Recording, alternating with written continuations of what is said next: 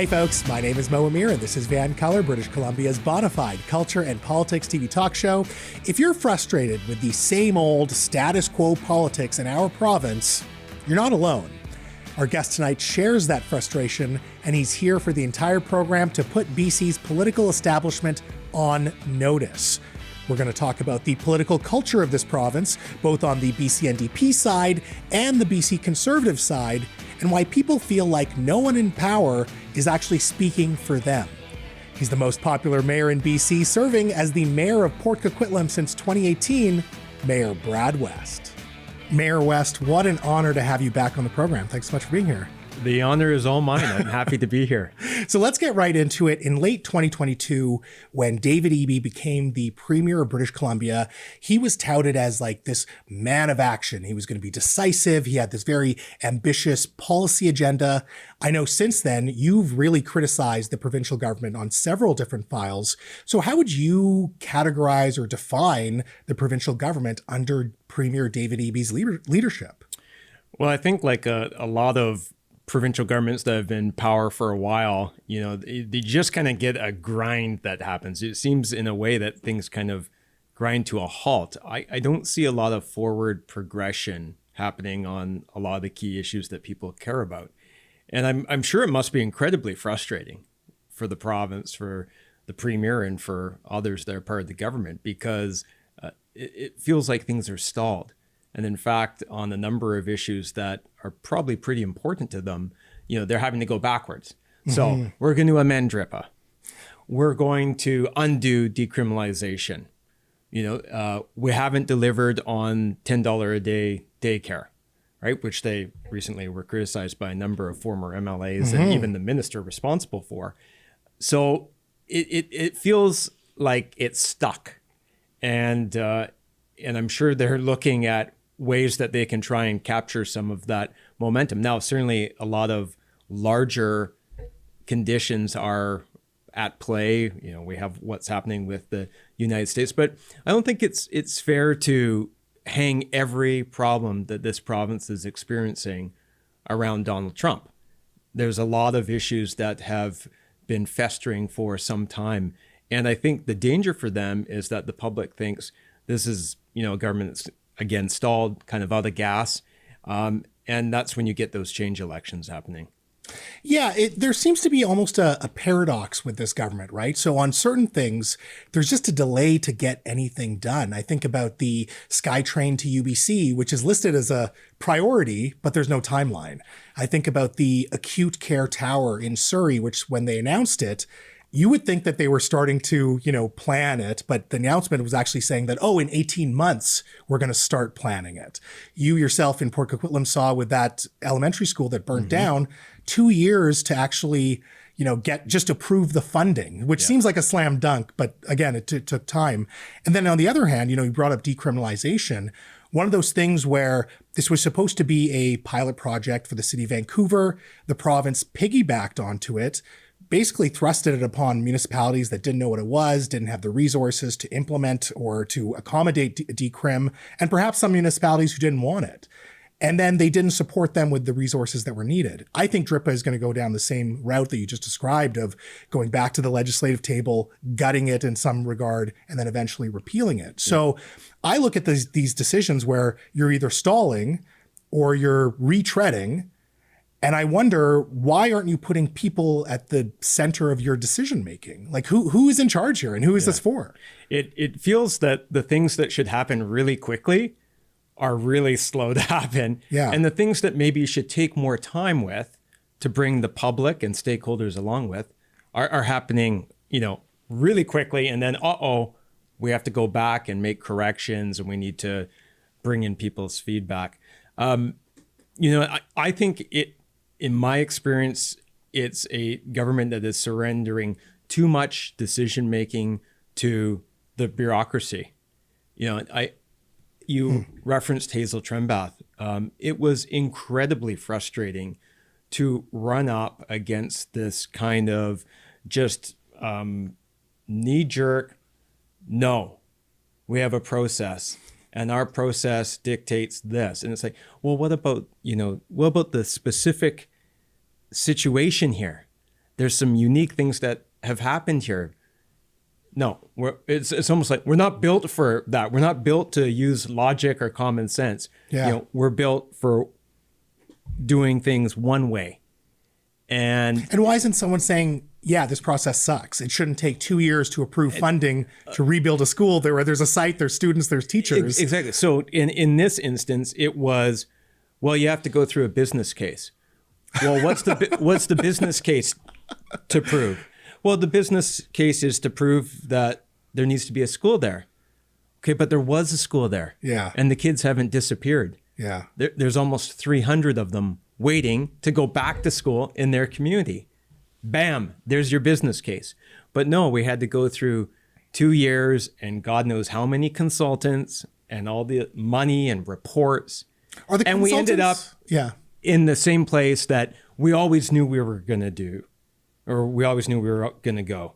So what did we achieve? And this is just one tiny example of, I'm sure, thousands across government. And so, again, I think the inability for the bureaucracy, for government to break out of the mold and do anything different than they've always done, I think is really stagnating progress on a number of different projects.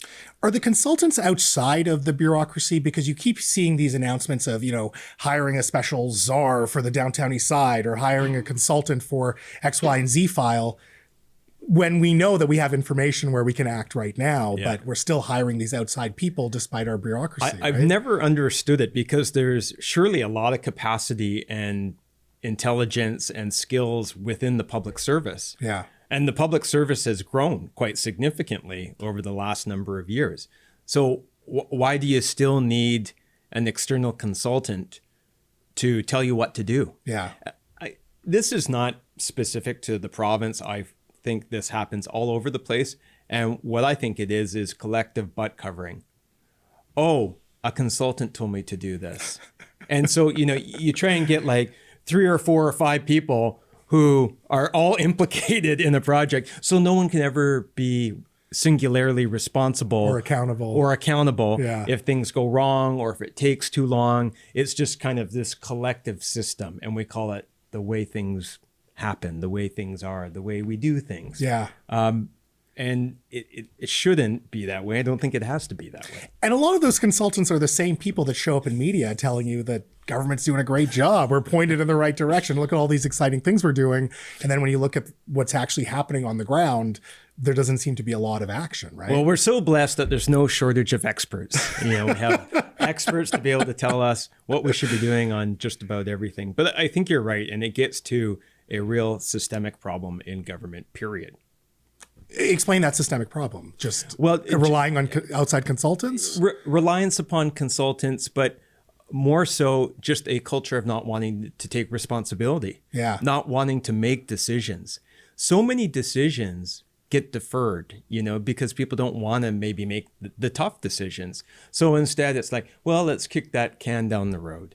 Let's keep kicking that can down the road, and let's do a study, and let's commission a report, and let's have a committee, and let's go and see what people think. And, it's noise at the end of the day. Yeah. And what think gets me is the announcements of those things. Like, they're not announcing the accomplishment or the completion of something. It's like, we're announcing this action task force committee. Right. And I think a lot of consultants, political consultants, probably think they're being quite clever when they do that, as if they're deluding anyone into thinking that this is actually a thing, that this is actually progress.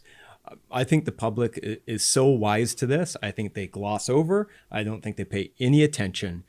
So the tactic of using announcements of action plans and committees and studies and all the rest of it, I think those days are over of it being effective. People don't buy it anymore. Yeah. Well, let's talk about something that maybe people are buying into, which is the leadership race for the BC Conservatives. We'll talk about that after the break.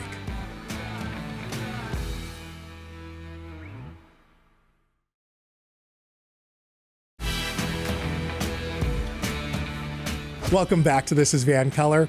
The official opposition party in BC, the Conservative Party of BC, has launched its leadership race to replace John Rustad, while Trevor Halford will be interim leader in the meantime.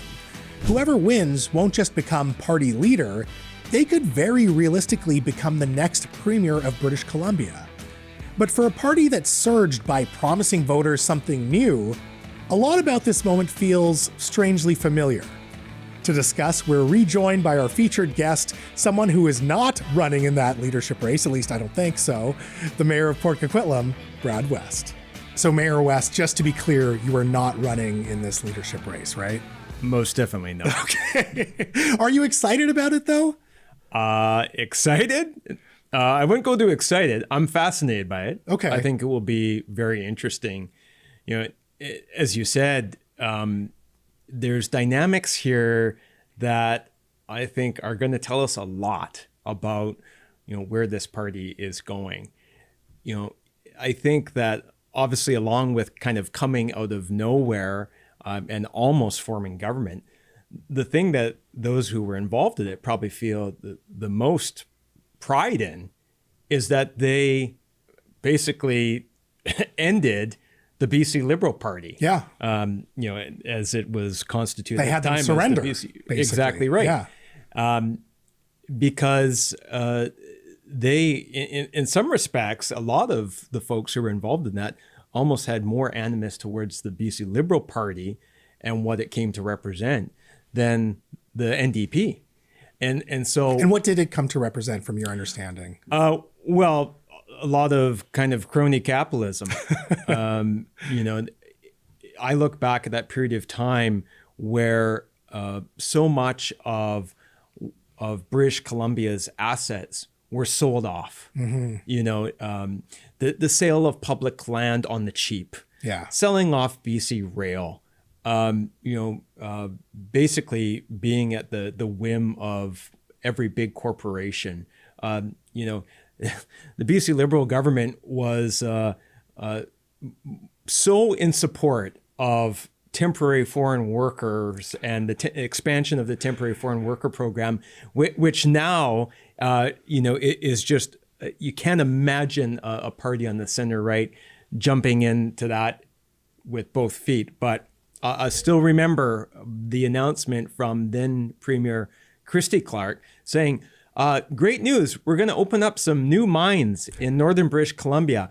Oh, by the way, all the jobs will be filled by temporary foreign workers from China because apparently in British Columbia, we don't know how to mine. And one of the leadership candidates, Yuri Fulmer, just came out and admitted that his company's hired temporary foreign workers, Yes. right? Which is such a big no-no now in the conservative movement. So it'll be very interesting to see whether those who have a almost impeccable BC Liberal pedigree are successful in taking over the BC Conservative Party and using it as a vehicle, which I think would be quite disheartening for those individuals who became involved in the BC Conservative Party because they felt there needed to be a real conservative right-wing alternative to the BC Liberal Party. They didn't form it to just be, it's just the latest vehicle to try and oppose the NDP. Yeah. There's been lots of those.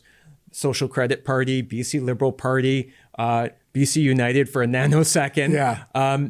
But that's not why these people became involved in the BC Conservative Party. And so this kind of struggle for ownership of that political vehicle, I think is really fascinating to watch. And I know that we're very early on. There's still competitors coming in. The rules were basically just announced.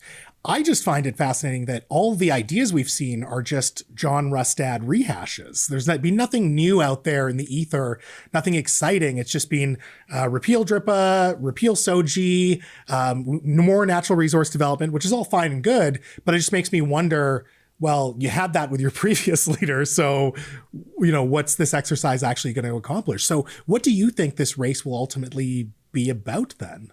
Well, I do think that you may have a narrowing of the field, and then ultimately the stage will be set for this, championship match between, those who would take the party to more of a BC Liberal style political party versus those who would probably have it more match the kind of ethos and tone of the federal Conservative Party. And so I think there's probably two lanes there. And I think ultimately that's what will decide it. It will be interesting to see whether the issues come front and center or it becomes obscured entirely by style and personality.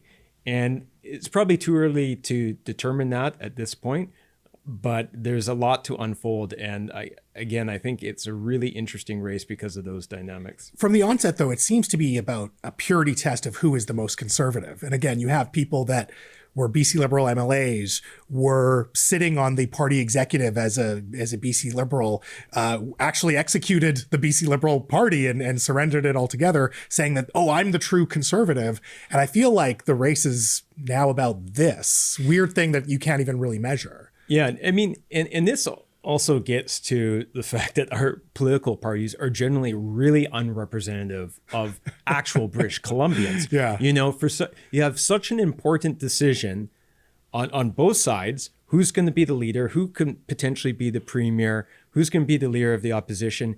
And really, that decision is made by such a small number of people, you know, the most partisan and ideological of us. And so in many ways, kind of regular British Columbians, those who are not obsessed with everything that's online, you know, those who are not, you know, living and breathing and eating every single moment, and they kind of get shut out of this. Yeah. And it goes back to what we're talking about. Who's at the center of decision making? Who are you speaking to? Is it British Columbians or is it some consultancy class? And I find it fascinating that you have these people come up with their totally organic blog saying, we're going to be the voice of the new right. And then you see who they associate with, and it looks like the old right. And then you trace the money and it's some mining billionaire. Yeah. Right. It does feel like it's a lot of the old, same old, right? Yeah. What they say in politics, you get new faces on old faces. And, you know, I think that a lot of this is just, again, the kind of traditional political establishment taking what they think is theirs. Yeah. Well, I know that a lot of viewers at home want me to ask one question specifically. So once we're back from commercial, I'm going to ask you that question. Alrighty.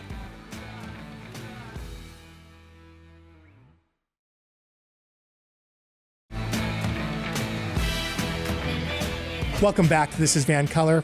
We're back with our guest tonight, the Mayor of Port Coquitlam, Brad West. Mayor West, thanks so much for sticking around. My pleasure. I enjoyed it. So every election cycle, every leadership vacuum, your name comes up as a potential candidate to run, to finally step into provincial politics. So I would be amiss if I didn't ask you, when are you actually going to run in provincial politics? Well, maybe that's a statement on the shape of politics that become a stand-in. We need an outsider. We need someone to shake things up. Well, I don't disagree with that. The honest answer, and I've said this super open about it. My two boys are 9 and 4, and I would not trade this time with them for the world. And they still like me. I know that doesn't, I hear from other parents that as your kids get older, you know, they don't want to spend as much time with mom and dad. And so I got to make the most of every moment I have with them. Okay. You know, I grew up, you know, without a dad for most of my life. He passed away when I was 10. I think obviously that can't help but impact you. And it's done that in two ways for me. One, super close to my mom, but also just understanding that life is incredibly fragile. And I think you really got to focus on what's most important. And for me, my kids are the most important thing to me. And I know I would not be able to be the type of dad that I want to be if I were to do something as significant as that. But that may, you know, again, they may not need me in the same way forever. So, you know, there may come a time when I decide that I've got something to offer the people of this province. And if that happens, you can be sure I'll be announcing it here first. Well, I appreciate that. And I respect the answer, but I want to be crystal clear because I've gone on record on CBC Radio and I said, I think this year Premier David Eby is going to resign as the leader of the BC NDP. Let's say that actually happens. Will you be running for the BC NDP leadership? Yes, no, or maybe? No. Okay. Again, like with the kids being the age that they are, that's not something that I'm considering. The other challenge for sure that I think about is, people are always like, well, where do you fit? Where you're, whether you're politics, are you this, or are you that? And I always say, like, they're normal. That's how I would describe myself politically, normal. And our political culture does not seem to really be set for someone like that. Again, I think that's probably why there's a disconnect for a lot of the public with what's happening in government and our political choices. So I know that if I were to do something in the future, it would take a very significant effort. I'm not afraid of that, but it wouldn't be, fitting into these nicely arranged political ideological boxes and off you go. You just talk to the right people and you're good. So stay tuned. But like I said, if it happens, I'll be here, Mo. That's why you're the most popular mayor in all of BC. Brad West, thank you so much for your time tonight. Thank you for having me. Folks, that's our show. A big thank you to Mayor Brad West for joining us tonight. We're actually going to record a little overtime with Mayor West. On DRIPA and reconciliation, that to me is one of the failings, is government hasn't explained what they're trying to achieve here. Yeah. Like, what's the goal? Where, what are we working towards? It's just kind of, they throw out a bunch of motherhood and apple pie stuff, and but it doesn't mean anything. You hear it and again, well, that sounds good, but you can't translate it to anything real. And then, so when a court decision comes, like the Coquitlam decision, then all of a sudden people are like, holy shit, that's what that means? Wait a minute. So please find This Is VANCOLOUR wherever you listen to your podcast for that. If there's someone in BC politics that you would like to see on the program, please email me, mo@thisisvancolour.com, and also just let me know what you thought about tonight's show. And yes, I am still on X, if only to DM Paul Haysom, so you can find me on all the socials @VANCOLOUR. We're back next week, but until then, stay colorful, friends. Peace.